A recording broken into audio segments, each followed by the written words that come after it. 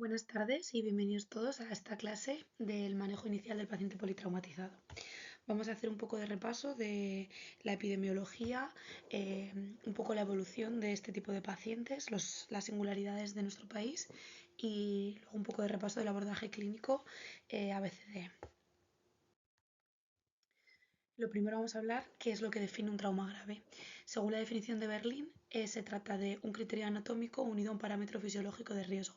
Como criterio anatómico utilizan la Abbreviated Injury Scale, que evalúa la gravedad de las lesiones de 0 a 6.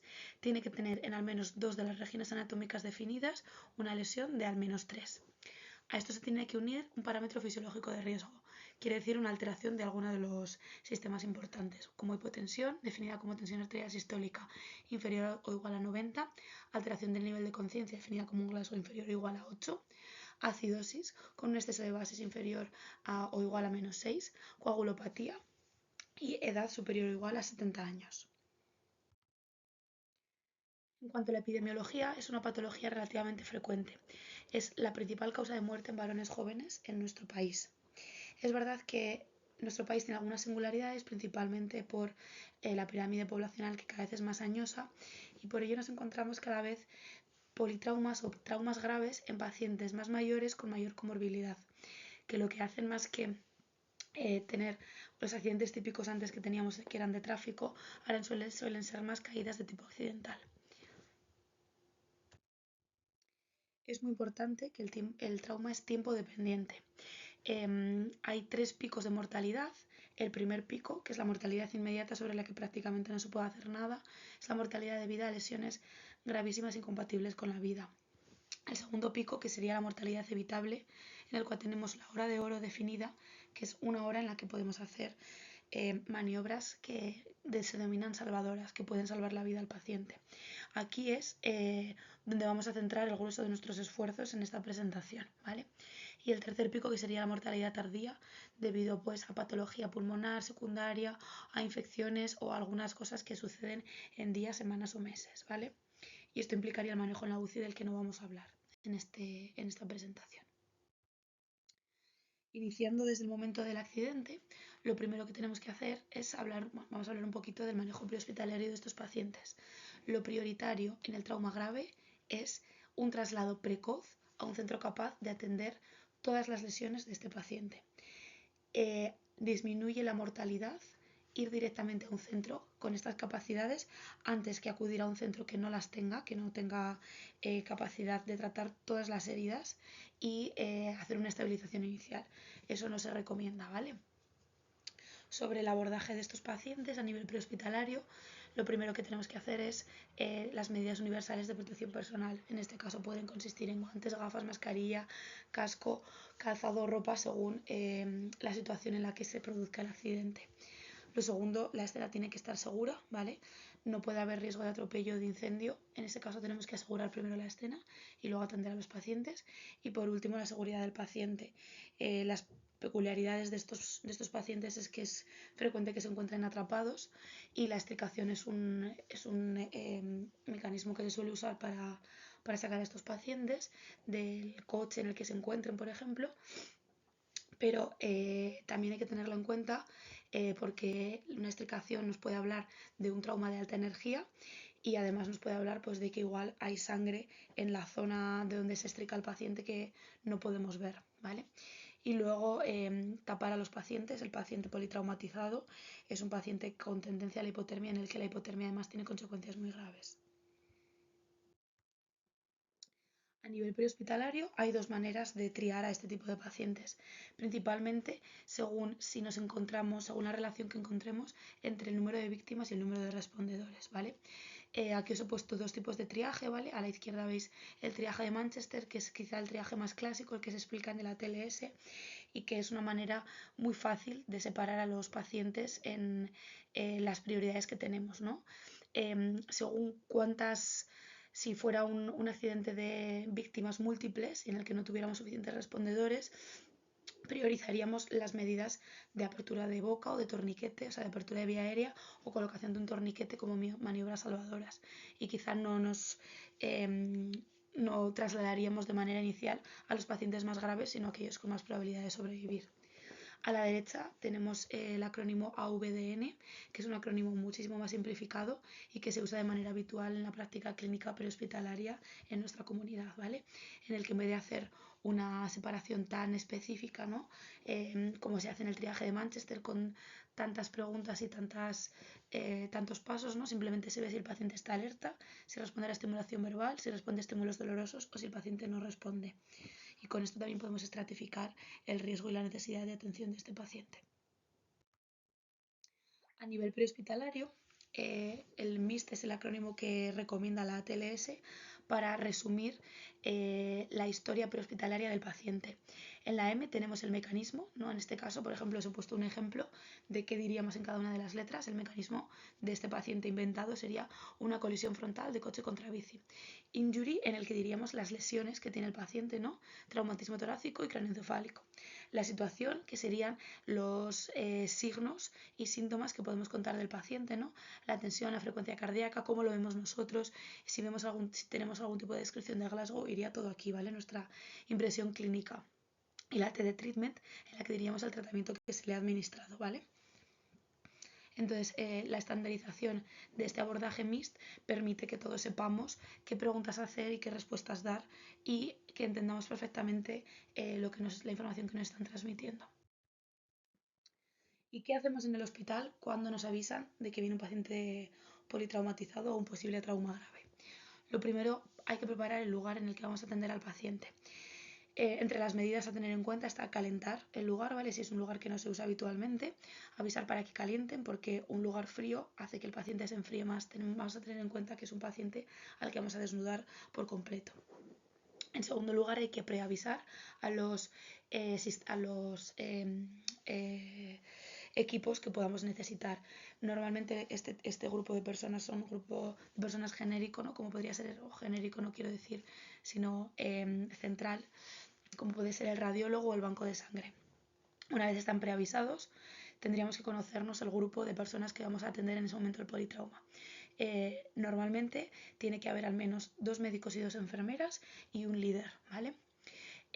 Y sería importante asignar los roles, ¿vale? Normalmente cuando viene un politrauma hay muchísimo caos y es muy importante que nos conozcamos por nombre y que establezcamos en esos minutos que tenemos antes de que aparezca el paciente una relación con nuestros compañeros que nos van a ayudar en ese momento para que todos sepamos lo que podemos necesitar y cómo comunicarnos, ¿vale?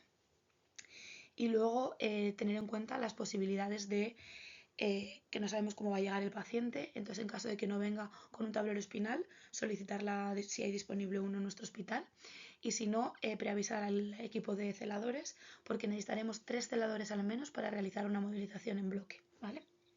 Entonces, una vez hemos preparado el lugar, hemos preavisado y conocemos a nuestros compañeros, ¿cómo abordamos a este paciente? Bueno, este es el esquema de valoración de un paciente politraumatizado. En un principio tenemos la valoración primaria, que sería el ABCDE o el XABCDE, según las últimas guías de la ATLS, que tiene que ser una valoración rápida, entre unos 5 minutos más o menos, ¿vale?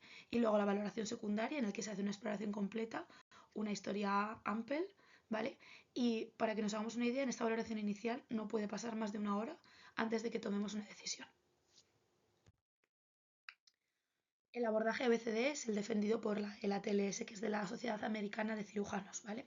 Pero no es el único que se puede aplicar, ¿vale? Según la formación que tenga cada grupo o la situación en la que nos encontremos, hay otros. El otro más prevalente o del que más se ha publicado es el MARCH, que es el que se usa en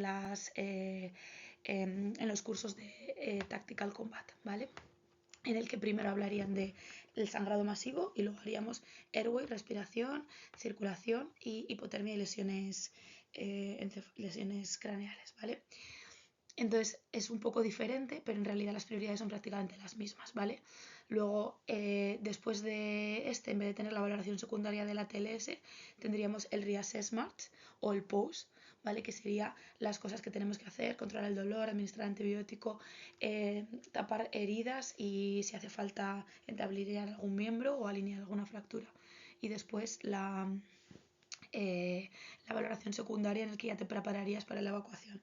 hay que tener en cuenta que esto es muy específico de un grupo de trabajo de combate, ¿vale? Y luego sobre el ABCD, que ahora ya es el XABCD, bueno, hablaremos a lo largo de toda esta presentación, ¿vale? El principal cambio, ¿no?, que hay sobre el abordaje clínico de estos pacientes es la X, que sería la hemorragia exsanguinante, ¿vale?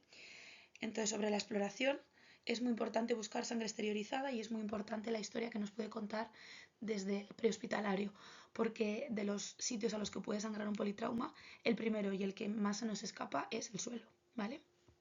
Entonces, si cuentan que ha tenido un sangrado profuso de alguna extremidad, por ejemplo, que habrá cesado, puede ser que este sea nuestra posible hemorragia sanguinante, ¿vale? Y una vez hemos localizado la sangre exteriorizada, las maniobras que podemos aplicar en esta letra es colocación de un torniquete, hacer presión directa, ¿vale?, con un vendaje, por ejemplo, o colocación de apósitos hemostáticos. Tiene que ser rápido y no puede retrasar mucho el resto del abordaje, ¿vale? Simplemente en caso de que tengamos una hemorragia exsanguinante evidente. El típico ejemplo, por ejemplo, es una lesión arterial o venosa de una extremidad, ¿vale?, a nivel proximal. Entonces, ese sí que no puede esperar a la C para ser tratado. En la A tenemos la vía aérea y el control cervical. Van de la mano y son los dos igualmente importantes, ¿vale? Entonces, en la exploración lo primero que tenemos que ver es si la vía aérea es permeable, si hay algún cuerpo extraño o vómito, ¿vale? Si hay que colocar algún tipo de dispositivo o si tenemos que hacer alguna maniobra para abrirla, ¿vale? Sobre las pruebas complementarias, a nivel de pie de cama tenemos que poner un saturímetro y a nivel de prueba de imagen tenemos que plantearnos la necesidad de TAC. Estas pruebas de imágenes hay que plantearse en la A, pero no hay que realizarlas en la A, corresponden a la valoración secundaria, ¿vale? Pero aquí tenemos que encontrar los datos que nos hacen sospechar si es necesario un TAC o alguna radiografía a este nivel, ¿vale? Sobre las maniobras está colocar un collarín en caso de que no lo traiga, administrar oxigenoterapia sí siempre a todos, ¿vale? El paciente politraumatizado es un paciente que potencialmente está sangrando, ¿vale? Y hay que aportarle una FIO2 al 100%, al menos hasta que hayamos hecho la valoración primaria y secundaria. Y luego, en caso de que nos encontráramos una vía aérea no permeable, existen las maniobras de apertura de vía aérea. Principalmente la maniobra que podemos hacer nosotros a nivel clínico es la subluxación o avance mandibular. Y a nivel de dispositivos podemos aspirar si hubiera vómito, sangre o algún resto a nivel de la boca, colocación de una cánula naso u orofaringea y, como último nivel, intubación. La intubación solamente si la vía aérea es no permeable a pesar de todas las otras medidas que hemos comentado, ¿vale? O si vemos un elevado riesgo de obstrucción de la misma, por ejemplo, porque hay un traumatismo facial grave, ¿vale? En estos casos está indicada el aislamiento de la vía aérea, pero únicamente en estos dos casos, ¿vale? No se aísla la vía aérea ahora si la vía aérea es permeable y el paciente está ventilando, a pesar de que tengamos la sospecha de que la vía aérea, de que tengamos un Glasgow bajo, por ejemplo, ¿vale? Eso no es indicación de aislamiento de vía aérea en la A. En la B tendríamos el breathing o ventilación, ¿vale? No me he atrevido a poner ventilación con B, aunque sería lo que correspondería a todos los acrónimos, ¿no? Eh, en este caso tendríamos la exploración física, en el que exploraríamos cabeza y cuello. Principalmente veríamos que la tráquea esté centrada, ¿vale?, que no nos haga sospechar un neumotórax a tensión, por ejemplo, y auscultación y palpación torácica. Hay que observar el tórax, ver que no haya equimosis, que no haya ninguna herida penetrante ni sangrado activo a este nivel, ¿vale? Como pruebas complementarias tendríamos la placa de tórax y ecografía y la gasometría arterial. Estas se solicitan ahora y se valoran ahora, es decir, si yo veo indicación de hacer una placa de tórax porque tengo una alteración en la auscultación, un hemitórax ventila y el otro no, tengo que hacerla, verla y tomar una decisión al respecto antes de pasar a la siguiente letra, ¿vale?, que sería la C. En este caso, las maniobras que podemos encontrar son principalmente una toracotomía o una colocación de un tubo de tórax. Esta es la maniobra que describe la TLS. Existe descrita también una descompresión con aguja, pero como maniobra transitoria y nunca en el segundo espacio intercostal. Ambas dos, tanto la descompresión como la toracotomía o colocación de tubo de tórax, serían a nivel del quinto espacio intercostal, línea medio axilar del hemitórax afecto. En la C de circulación es quizá donde más cosas diferentes nos podemos encontrar, ¿no? La A y la B son mucho más simples, pero la C en el paciente politraumatizado es donde más patología puede haber. Entonces, primero vamos a hacer una exploración física en la que buscamos que el paciente esté bien perfundido. exploramos el abdomen, viendo si hay algún dolor espontáneo y luego si hay alguna zona dolorosa en la palpación, si hay dolor espontáneo en la pelvis o si hay dolor a la exploración de la pelvis que se hace una única vez, ¿vale? Y si hay hematoma perineal. Esta exploración lo que hace es buscar el sangrado, ¿vale? ¿Dónde está pudiendo sangrar este paciente? Ya hemos comentado que lo más importante de la historia es que no se nos olvide preguntar prehospitalariamente si ha habido sangrado en el suelo, ¿vale? El sangrado externo es el lugar que no vamos a poder ver en el hospital, ¿vale? Y luego las otras zonas en las que podemos encontrarnos sangrado, a nivel del tórax probablemente lo habríamos visto ya en la B, por un déficit de ventilación o por sangrado en la toracotomía o colocación de tubo de tórax. El retroperitoneo se explora colocando una sonda vesical y viendo si hay hematuria, ¿vale? A este nivel, y si no sería por descarte. El abdomen con la exploración abdominal y se puede hacer un EFAST. Y a nivel pélvico y huesos largos lo podríamos ver a nivel pélvico con un EFAST también, como el retroperitoneo o el abdomen, y también con una placa de pelvis, ¿vale? Los huesos largos se verían por deformidad en la misma, también se puede hacer una placa de huesos largos, pero en caso de que haya sospecha de sangrado a este nivel, lo ideal es alinear la fractura, ¿vale? Y hacer la prueba de fractura, o sea, la radiografía de estos huesos más adelante. Como pruebas complementarias nos encontramos a pie de cama, colocar la monitorización de electro, una presión arterial no invasiva y en la saturación en caso de que no lo hubiéramos colocado anteriormente. Esto es lo que más rentabilidad de información nos va a dar en esta letra, ¿vale? Porque se hace a pie de cama, porque se hace rápido y porque nos da muchísima información de pronóstico del paciente en unos minutos. Aquí hay dos índices muy importantes y que están validados en la literatura, que son el índice de shock, que sale de dividir la frecuencia cardíaca entre la tensión arterial sistólica. Si es superior a 0,8, la probabilidad de shock en este paciente es muy elevada, ¿vale? Y la presión de pulso. Si tiene una presión de pulso inferior a 30, es un predictor de necesitar una transfusión masiva, ¿vale? Como otras pruebas, podemos solicitar un TEG o ROTEM. El TEG es el ideal en el paciente politraumatizado porque es portátil y se puede mover. Tú puedes tenerlo en tu UCI posquirúrgica y trasladarlo a la sala de estabilización cuando venga un politrauma y te da resultados en 5 minutos, ¿vale? Y la gasometría arterial en caso de que no lo hubiéramos hecho con anterioridad, ¿vale? En la gasometría arterial tenemos que valorar todos los datos, obviamente, que vemos, pero los más importantes en este orden serían el exceso de bases, ¿vale? Un exceso de bases inferior a menos 6 nos habla de hipoperfusión tisular y nos habla en este caso probablemente de hipovolemia. Un láctico elevado y un láctico elevado mantenido. La hemoglobina, que de manera precoz no nos habla de un sangrado en caso de que esté normal, pero si ya está baja en la primera muestra, nos habla de que probablemente el sangrado sea mucho mayor de lo que pensamos o de lo que esperaríamos. Y por último el pH, ¿vale? Sobre los objetivos de estas, por ejemplo, de la presión arterial no invasiva, podemos hacer una hipotensión permisiva siempre y cuando haya ausencia de TCE. La hipotensión permisiva quiere decir mantener una tensión arterial sistólica en 90. En caso de que haya TCE, este objetivo se subiría a 110. Estas son las otras pruebas complementarias, como ya he dicho, la placa de tórax, en caso de que nos hubiera indicado con anterioridad y sospechemos sangrado en el tórax, la placa de pelvis, para ver si hay sangrado o alguna fractura compleja a este nivel, y el EFAST o ECOFAST, ¿vale? Sobre todo para descartar taponamiento, neumotoras a tensión y líquido libre abdominal o líquido libre retroperitoneal, ¿vale? Y con esto tendríamos que diagnosticar o sospechar un shock si lo tuviéramos y encontrar la etiología del mismo. Lo más frecuente es que se trate de un shock hipovolémico, ¿vale? Y lo ideal sería administrar cristaloides para ver cuál es el patrón de respuesta de este paciente, ¿vale? Esta sería nuestra primera opción, pero no es la única opción de la etiología del shock en el paciente politraumatizado, ¿vale? También puede haber un shock cardiogénico por un traumatismo cardíaco, por una contusión miocárdica, perdón, un shock obstructivo, por ejemplo, por un taponamiento cardíaco, o un shock neurogénico en el caso de que se asociara una lesión medular grave. Estas son las maniobras que corresponden a esta letra, ¿vale? En primer lugar, tenemos que tener y asegurar un acceso venoso. Primero, y si es posible, un acceso periférico de gran calibre. Si no fuera posible en el ámbito intrahospitalario en el que nos movemos, lo más fácil y segundo sería un acceso central que no retrase el tratamiento, es decir, si no podemos canalizarla, no vamos a canalizarla, ¿vale? Lo ideal en estos pacientes es el abordaje subclavio porque es de las vías venosas centrales la que no colapsa por encontrarse debajo de un reborde óseo y que esté tracciona de ella. Y por último, un abordaje intraóseo, que quizá lo he puesto aquí en tercer lugar porque creo que en el ámbito intrahospitalario estamos menos familiarizados con este abordaje y quizá no nos sea tan frecuente o tan fácil usar y administrar, ¿vale?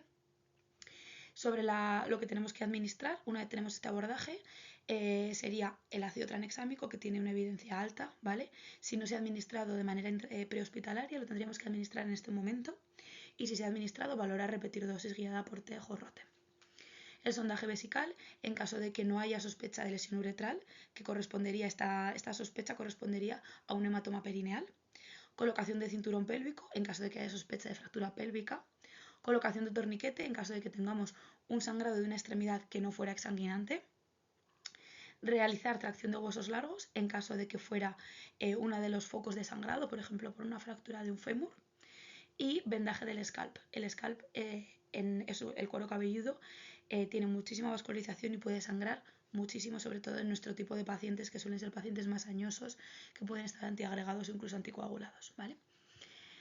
En este aspecto, una de las maniobras que se puede decidir ya en la C, aunque se tiene que terminar toda la valoración antes de realizarla, sería una laparotomía. La indicación sería inestabilidad hemodinámica más ECOFAST positivo, un traumatismo abdominal penetrante o una inestabilidad masiva en la que no podemos hacer un abordaje, no podemos hacer un TAC, por ejemplo, y hay que hacer una cirugía de control de daños y luego continuar con el resto de las pruebas secundarias. Sobre las maniobras y qué administramos, hay que administrar volumen al paciente hipovolémico, ¿vale?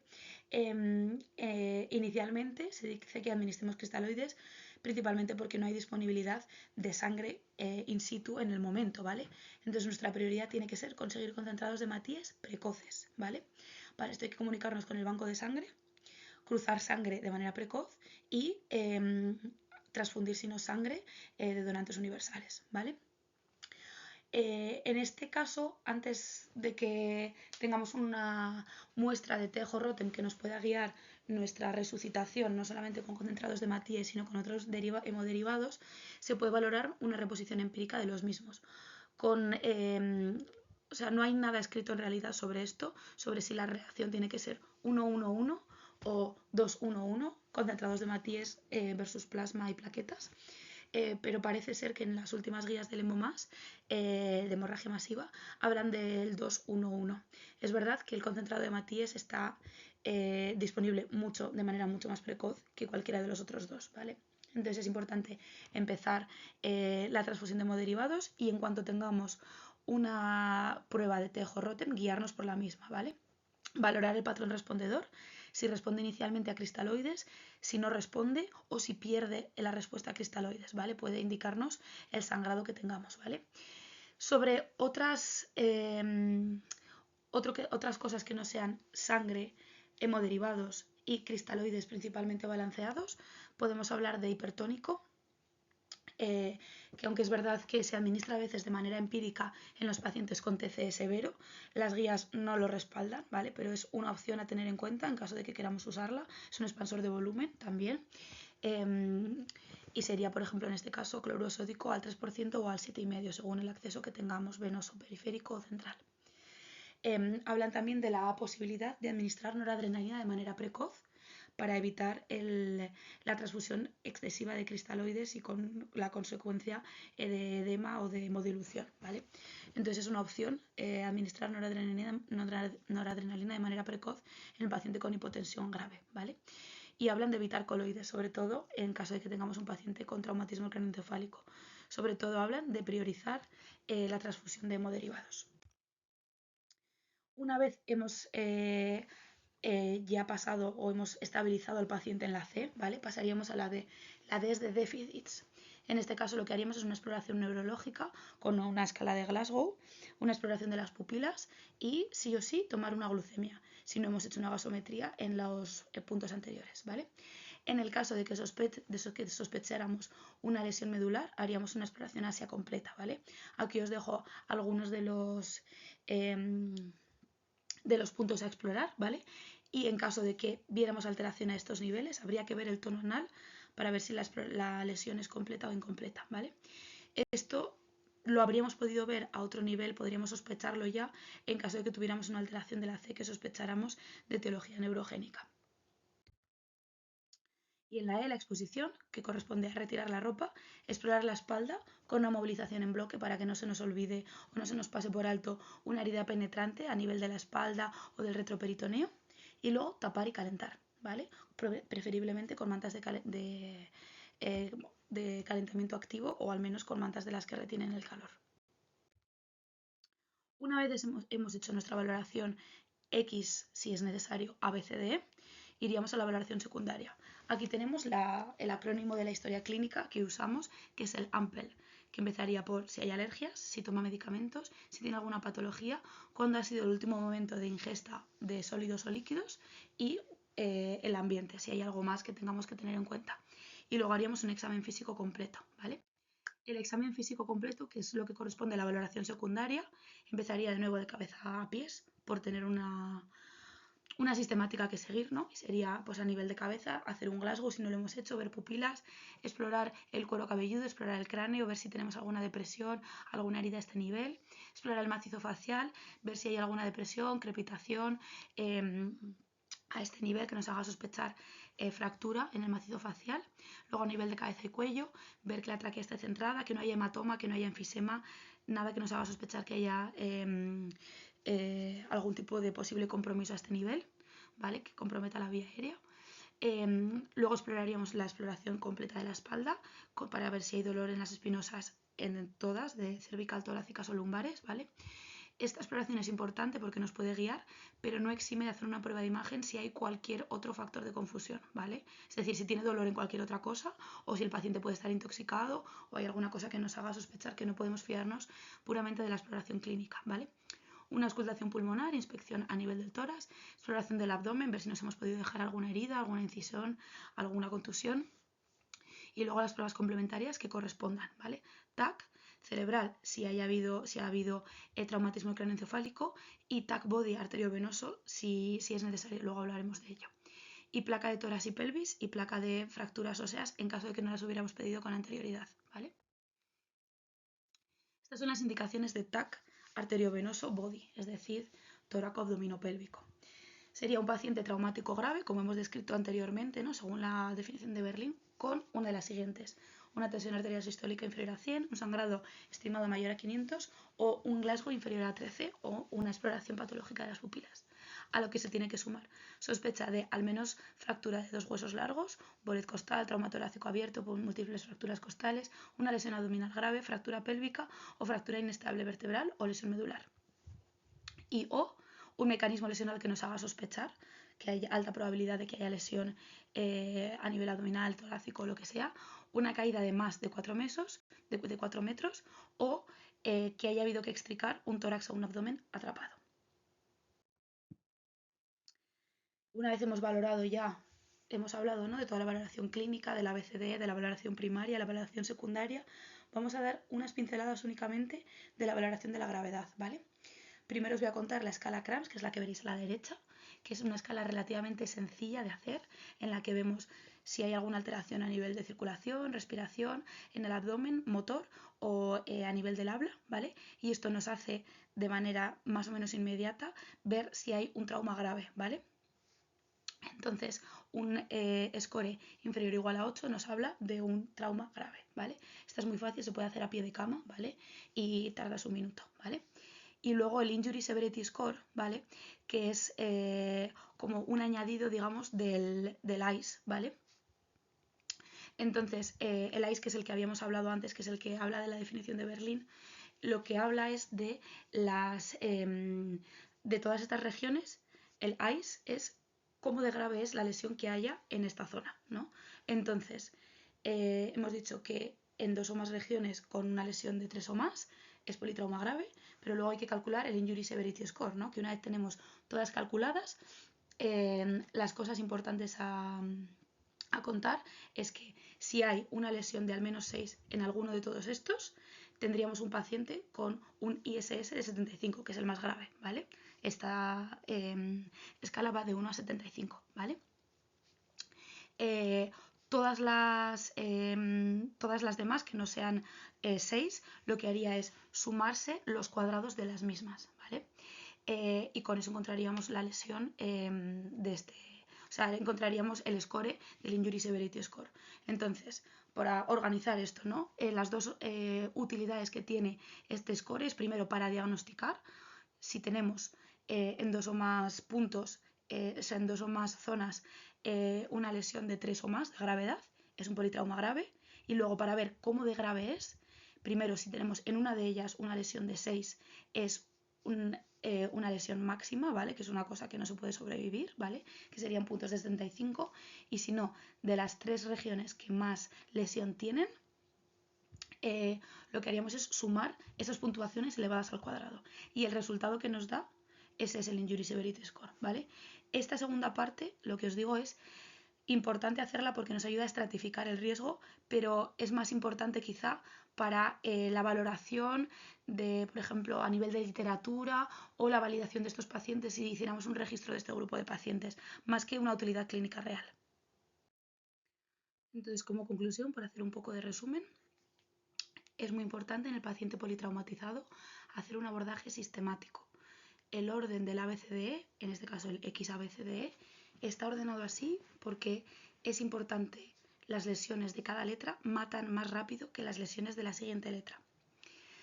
El politrauma es un paciente en el que hay muchísimas incógnitas y muchísima incertidumbre todo el rato. Y aunque nos apetecería y nos encantaría tener diagnósticos definitivos, es importante priorizar las maniobras salvadoras. No se nos puede olvidar de la importancia de las medidas a pie de cama, la monitorización del índice de shock o de la presión de pulso, monitorizar siempre sí todo lo que hagamos. Una vez hemos terminado toda esta valoración, si el paciente deteriora en algún momento, volvemos a empezar desde el principio, ABCDE, ¿vale? Repetir siempre que tomemos alguna medida, ¿no? Si hemos tomado alguna medida, alguna maniobra salvadora a nivel de la B, volver a explorarla, ¿vale? Realizar únicamente las pruebas complementarias que nos lleven a tomar decisiones, no hacer pruebas innecesarias, no retrasar el abordaje quirúrgico, este en caso de ser necesario debería abordarse en la primera hora, ¿vale? Y por último, la sangre se repone con sangre y no con agua.